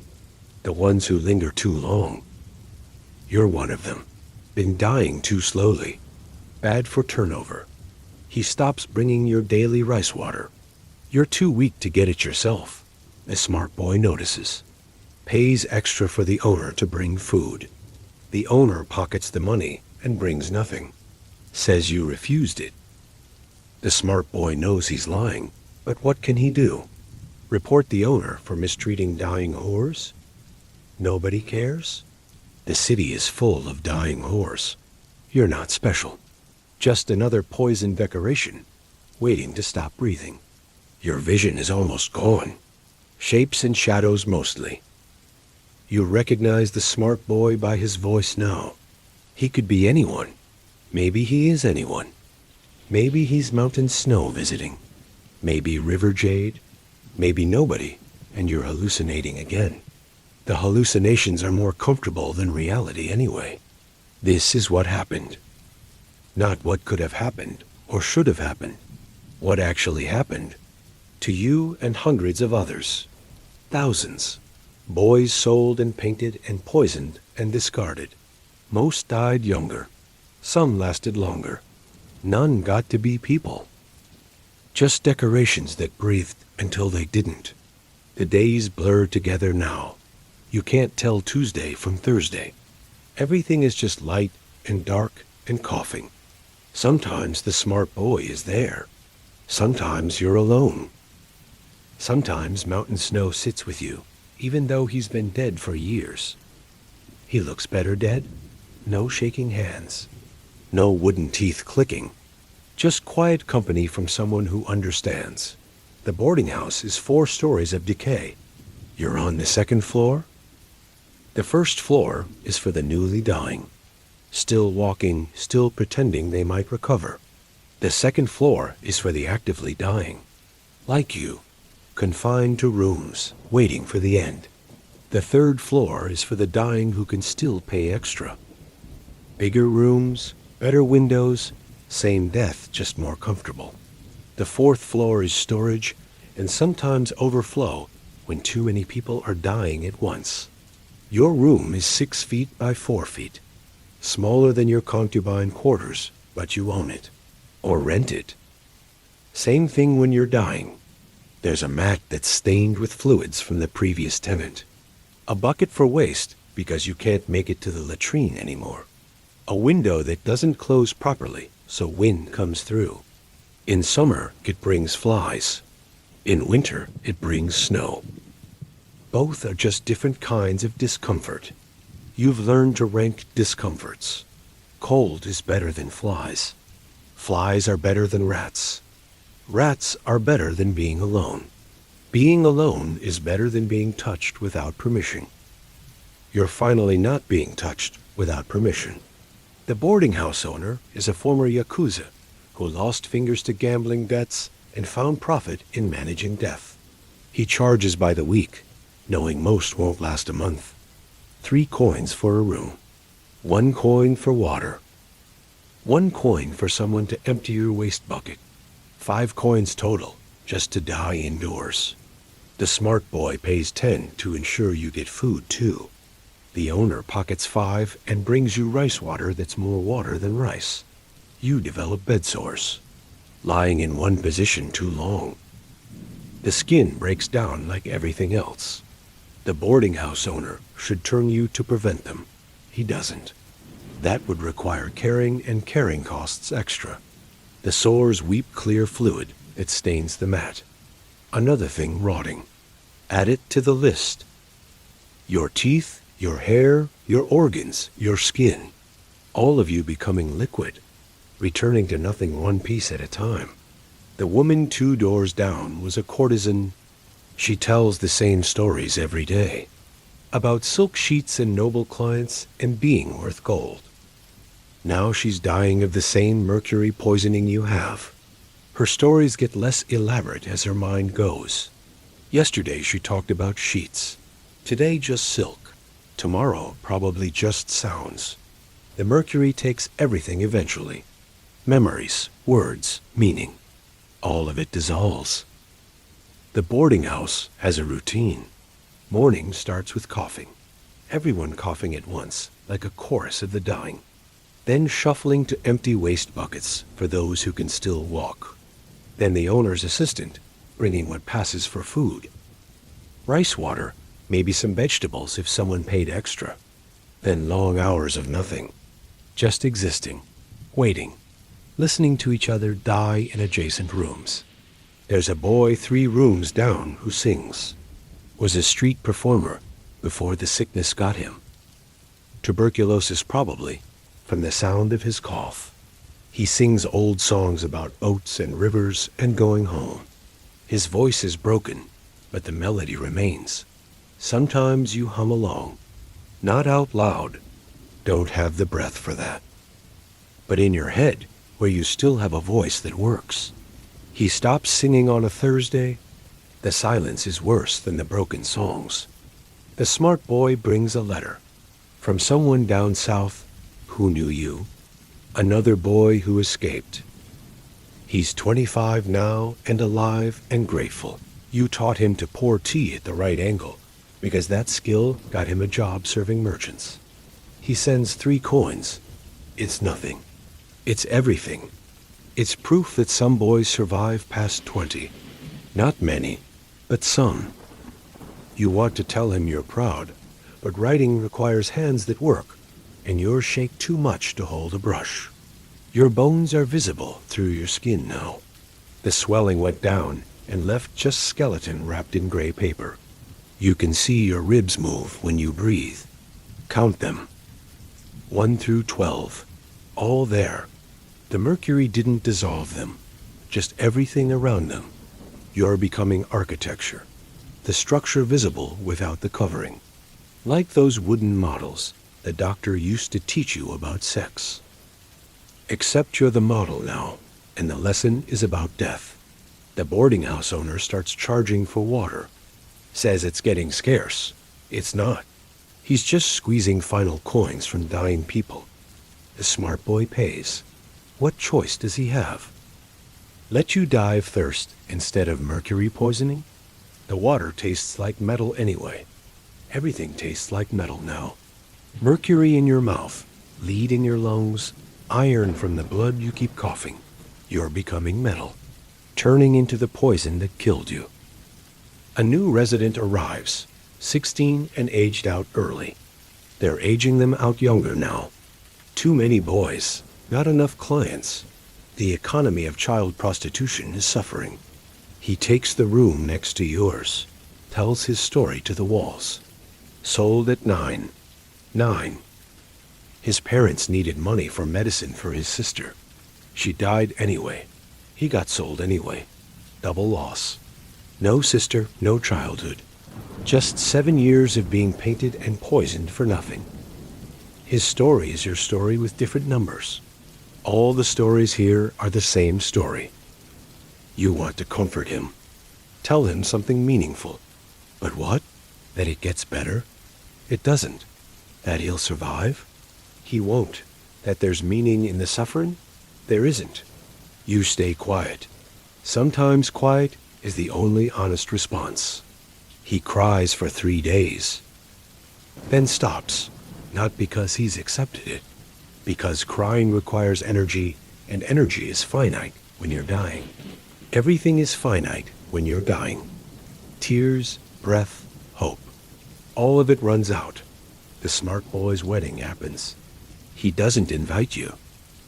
Can't have a dying concubine at a respectable wedding.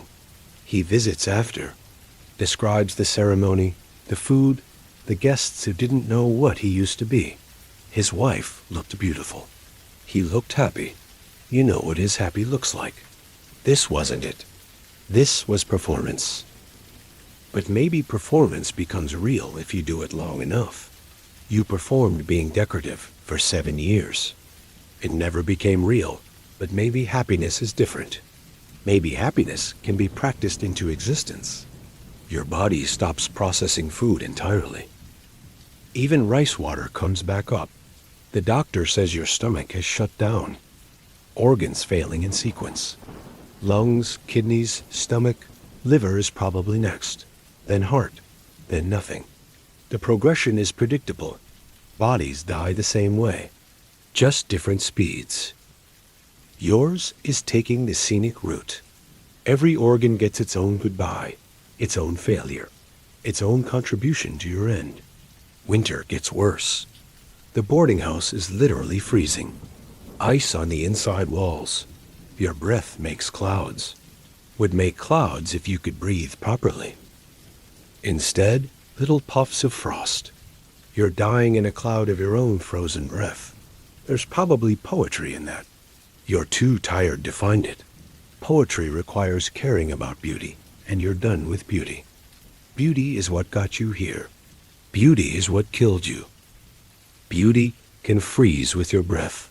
The 16-year-old next door starts screaming at night, not pain screaming. Rage screaming. Years of suppressed anger coming out now that there's no one to punish him for having feelings. The boarding house owner threatens eviction. The boy screams louder, gets evicted, dies on the street 3 days later. The owner rents his room immediately. The new tenant is quiet, already broken properly, doesn't scream, doesn't cry, just coughs quietly and dies quietly, and nobody has to be disturbed by his dying. You start losing time. Hours disappear. Days maybe. You wake up, and the smart boy is there looking worried. Says you've been unconscious for 2 days. You don't remember being unconscious. Don't remember being conscious either. Just existing in some space between. Not alive, not dead, just present or not present. Hard to tell. Time isn't linear when you're dying. It's circular. Everything happening at once. You're 12 being sold. You're 15 losing your teeth. You're 21 dying. All simultaneously. A rich woman comes to the boarding house, looking for her son. Describes a boy who sounds like river jade. Beautiful, delicate, perfect. You want to tell her he's dead. Threw himself in the river, his name predicted. But talking is impossible, and what good would truth do? Let her hope. Hope is all parents of sold children have. Though if she really hoped, she wouldn't have sold him. But that's logic, and logic doesn't apply to parents who sell their children, then look for them later. The smart boy brings a mirror. You don't know why. Maybe he thinks you should see yourself. You look and don't recognize anything. Gray skin stretched over skull. Patches of gray hair like mold. Eyes clouded with cataracts from the lead. This isn't you. This is what replaced you. You've been gone for years. This is just what's left. The residue. The evidence. The receipt for a purchase nobody wants to remember making. You develop bed sores. Lying in one position too long. The skin breaks down like everything else. The boarding house owner should turn you to prevent them. He doesn't. That would require caring, and caring costs extra. The sores weep clear fluid that stains the mat. Another thing rotting. Add it to the list. The smart boy brings a letter. From someone down south who knew you. Another boy who escaped. He's 25 now and alive and grateful. You taught him to pour tea at the right angle, because that skill got him a job serving merchants. He sends 3 coins. It's nothing. It's everything. It's proof that some boys survive past 20. Not many, but some. Your bones are visible through your skin now. The swelling went down and left just skeleton wrapped in gray paper. You can see your ribs move when you breathe. Count them. Wonder if they're all there, or if mercury dissolved some. Everything else is dissolving. Why not bones too? The boarding house owner starts charging for water. Says it's getting scarce. It's not. He's just squeezing final coins from dying people. The smart boy pays. What choice does he have? Let you die of thirst instead of mercury poisoning? The water tastes like metal anyway. Everything tastes like metal now. Mercury in your mouth, lead in your lungs, iron from the blood you keep coughing. New boy arrives, 16 and aged out early. They're aging them out younger now. Too many boys, not enough clients. The economy of child prostitution is suffering. He takes the room next to yours, tells his story to the walls. Sold at 9. His parents needed money for medicine for his sister. She died anyway. He got sold anyway. Double loss. No sister, no childhood. Just 7 years of being painted and poisoned for nothing. You want to comfort him. Tell him something meaningful. But what? That it gets better? It doesn't? That he'll survive? He won't. That there's meaning in the suffering? There isn't. You stay quiet. Sometimes quiet is the only honest response. The smart boy's wedding happens. He doesn't invite you. Can't have a dying concubine at a respectable wedding. He visits after, describes the ceremony, the food, the guests who didn't know what he used to be. His wife looked beautiful. He looked happy. You know what his happy looks like. This wasn't it. This was performance. But maybe performance becomes real if you do it long enough. You performed being decorative for 7 years. It never became real, but maybe happiness is different. Your body stops processing food entirely. Even rice water comes back up. The doctor says your stomach has shut down. Organs failing in sequence, lungs, kidneys, stomach. Liver is probably next. Then heart, and nothing. The progression is predictable. Bodies die the same way, just different speeds. Winter gets worse. The boarding house is literally freezing. Ice on the inside walls. Your breath makes clouds. Would make clouds if you could breathe properly. Instead, little puffs of frost. You're dying in a cloud of your own frozen breath. There's probably poetry in that. You're too tired to find it. The 16-year-old next door starts screaming at night. Not pain screaming, rage screaming. Years of suppressed anger coming out now that there's no one to punish him for having feelings. The boarding house owner threatens eviction. The boy screams louder, gets evicted, dies on the street 3 days later. The owner rents his room immediately. The new tenant is quiet, already broken properly. You start losing time. Hours disappear. Days, maybe. You wake up and the smart boy is there looking worried. Says you've been unconscious for 2 days. You don't remember being unconscious. Don't remember being conscious either. Just existing in some space between. Not alive, not dead, just present. A rich woman comes to the boarding house, looking for her son. Describes a boy who sounds like River Jade. Beautiful, delicate, perfect. You want to tell her? He's dead. Threw himself in the river, his name predicted. But talking is impossible, and what good would truth do? Let her hope. Hope is all parents of sold children have. The smart boy brings a mirror. You don't know why. Maybe he thinks you should see yourself. You look and don't recognize anything. Gray skin stretched over skull. Patches of gray hair like mold. Eyes clouded with cataracts from the lead. This isn't you. This is what replaced you. You've been gone for years. This is just what's left. Spring arrives, but you can't feel it. Can't feel anything except pain and not pain. Those are your two settings now. The cherry blossoms bloom outside. You remember being called cherry blossom. The third one. You wonder if there's a fourth one now. A fifth. How many cherry blossoms before they stop blooming? The boarding house owner asks if you have any final arrangements. You don't. What would you arrange? You own nothing. You are nothing. You have nowhere to go after this. The smart boy says he's handled it. Burial, marker, everything. You want to tell him not to waste money on your corpse. Can't form words. Just wheeze something that might be thank you, or might be nothing. Your 21st birthday comes. Nobody mentions it, but you know. You've been counting. 21 years and still breathing. Take that. Everyone who said you'd die at 20.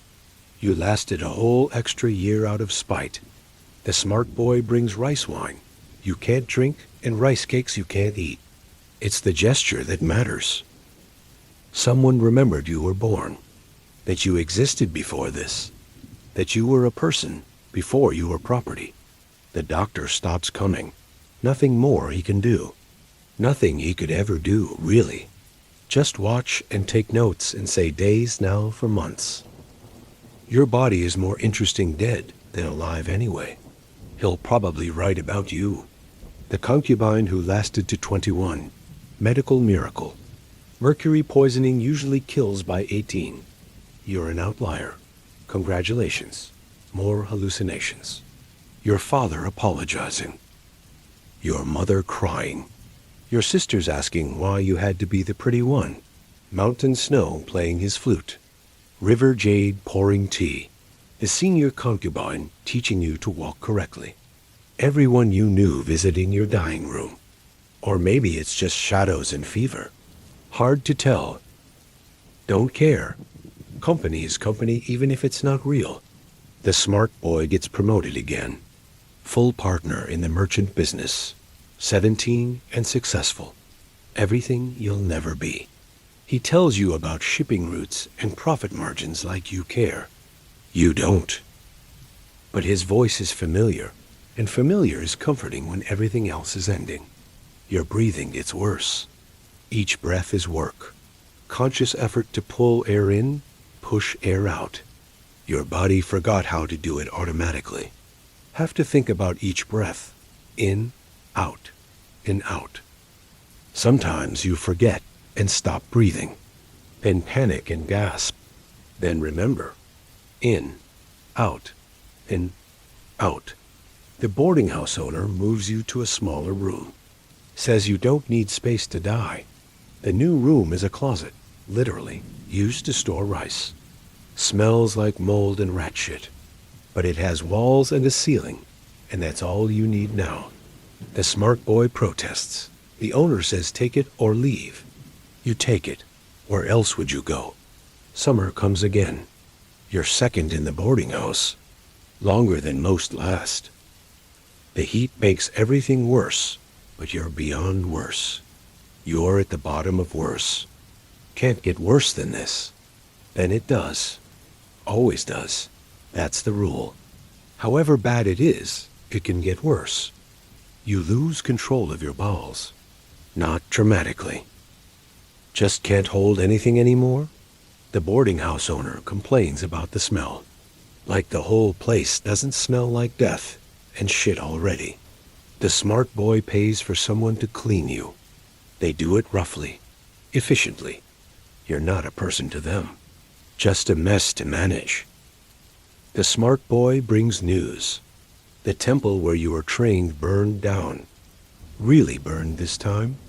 20 boys dead. The priests arrested. Something about taxes and fraud, and the fire being insurance related. 20 boys dead for insurance money. You want to feel something about this. Anger, maybe, or satisfaction. Feel nothing. Those boys were dead anyway. Fire just made it official. Your last weeks are quiet. The smart boy visits less. Not because he doesn't care, but because watching death is hard, and he's 17 with a life to live. You don't blame him. Would do the same? When he does come, he sits quietly, holds your hand sometimes, says nothing, nothing to say. You're dying. He's living. That's the whole conversation. The boarding house owner asks again about arrangements. The smart boy says it's handled. Real burial, real marker, real name on it. Your actual name. The one from before you were Cherry Blossom. You haven't heard it in 9 years. Don't remember if it's really yours. But it's better than nothing. Better than unknown boy concubine number 3. Sleep well, and remember you were born in a time when children aren't legally decorative, when Mercury isn't makeup, when 20 doesn't mean expiration. When boys get to become men instead of furniture, it's not perfect now, but it's not this. This already happened. To you in this story, to them in history. Over and over until it finally stopped. Mostly stopped. Close enough to stop that you can sleep without worrying about your eyebrows being the right shape. The end comes quiet. Always does for people like you were. No drama, no poetry. Just breathing that stops. Just decoration that breaks. Just nothing where something briefly was. That's all. That's enough. That's the whole story. Boy sold. Boy painted. Boy poisoned. Boy discarded. Boy died. The details matter, but the outline never changes. Close your eyes. You're not there. Not in ancient Japan. Not painted with lead. Not dying not of anyone's decoration. You're here. Now. Free. That's the only ending that matters. The only one you get. Use it well. Or don't. Either way you get to choose. That's what you have that they didn't. Choice. Simple, beautiful, terrible choice. The thing worth everything. The thing you never had. The thing that makes you not them. Not me. Not the boy who died on a Tuesday after 21 years of being nothing. Sleep now. Tomorrow you'll wake up yourself. Still yourself. Always yourself. Never property. Never decoration. Never nothing. That's your gift. Your luck. Your accident of timing. Being born after this ended. After boys stopped being sold. After childhood became something protected instead of something sold. It's not perfect. Nothing is. But it's not this. And that's enough for tonight.